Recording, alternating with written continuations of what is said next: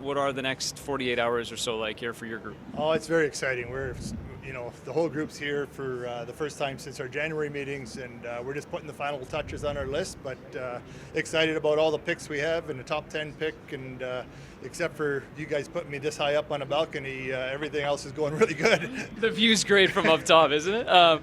Listen, we know there'll be a lot of attention around the 2 first-rounders, but you mentioned it. There's a lot of picks in general. I mean, obviously number 9 is going to get the bulk of the attention, or at least it will at first, but 9, 28, and then obviously just to have, a number of picks throughout the course of this draft, what does that do for, your group and just the organization and the potential there? Well, I mean, obviously at 9 and 28, when you have first-round picks, that's really good for the fans and the media, but for us, it's all the picks. All the picks matter. We want to make all the picks count.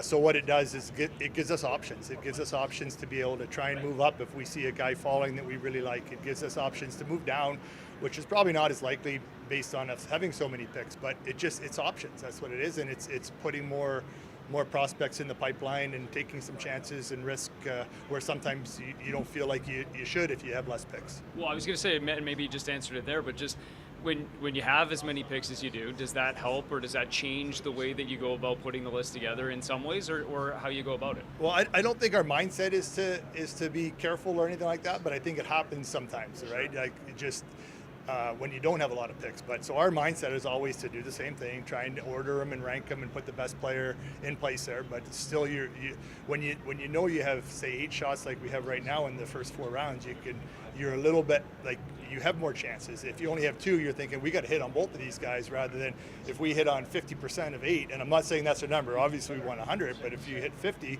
that's 4 players, right? So that's how your mindset works. So you're trying to stay away from that, same way you're trying to stay away from any other biases. I doing some reading and obviously looking at the way that everybody from the outside views, this draft. I mean, how about, just sort of the discrepancies and how maybe, it looks like there's a number of different opinions about where things might fall. I mean, how do you guys look at just the way that this draft could go by the time it gets to you at number 9 and maybe 28? Well, I think we're going to have a choice to make. I think all along we've thought there were more players that we liked for the possibility at 9 than we didn't like. So that makes us make 9 a choice. So again, very excited about it. That's the bottom line that we've sorted out in the last 2 months with all the extra work we've done. We feel good about that now. We know we're going to get 2 guys in with our first 2 picks, regardless, unless we move out of a certain number of players. So we're excited about that part. And again, it's just the variance in the availability of players and the player types makes it harder. One last one for you, and that's just about the discussion inside your room. I mean, I know that those are important and part of the process. What's it been like kind of going through things, and how have those discussions gone amongst your group?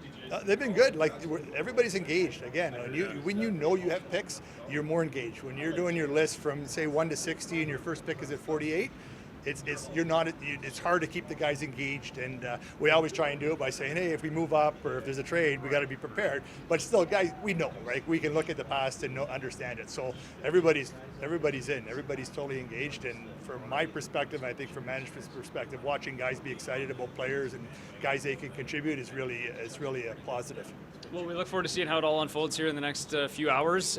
We'll let you get down to maybe closer to floor 2 or 3. Does that make you feel better? It does. Thanks very much.